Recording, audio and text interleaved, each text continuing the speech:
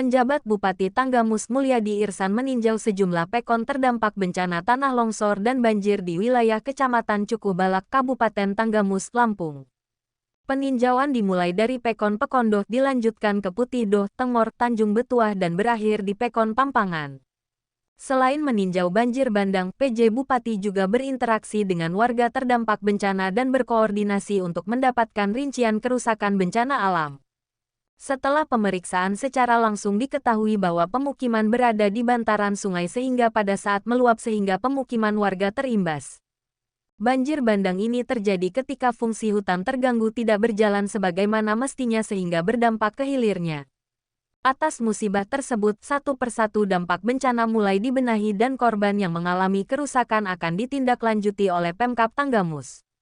Sejumlah wilayah Cukubalak Tanggamus terdampak bencana diantaranya akibat tanah longsor di Pekon Tanjung Betuah, 1 rumah rusak berat, 5 rumah rusak ringan, 1 SD rusak berat dan tertimbunnya jalan raya sepanjang 30 meter, lalu akibat banjir 1 rumah rusak dengan kerugian keseluruhan mencapai 130 juta rupiah. Kemudian, di Pekon Pampangan terdapat 6 rumah mengalami rusak ringan akibat tanah longsor.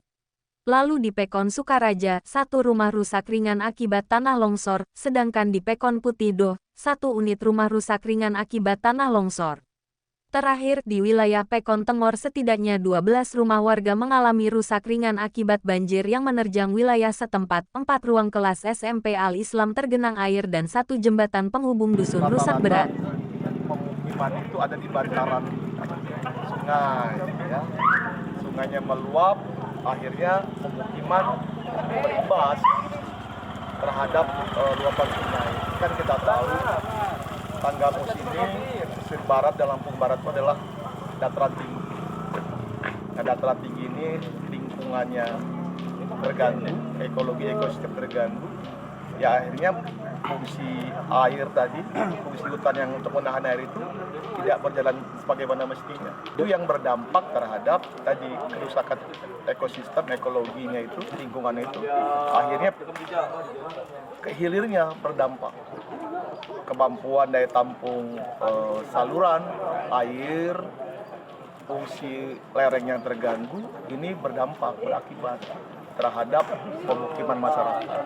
Jadi tadi satu persatu membenahi. Secara tadi sudah merekam apa saja memang yang menjadi musibah korban akan kita tindak lanjuti. Yang kita lakukan menginventarisir korban dulu. Seberapa jauh permasalahan dan korban. Kedua tentunya teman-teman dari Dinas Sosial, dari Tagana, BPBD sudah melakukan upaya di lapangan. Nah ini salah satunya juga ngajak nih dari Pramuka ya, Pramuka untuk gotong royong. Nah tentunya masyarakat juga bersama-sama ikut berpartisipasi yang kita lakukan. Nah pemerintah daerah akan seoptimal mungkin hadir di sini menyelesaikan masalah di lapangan. Ya.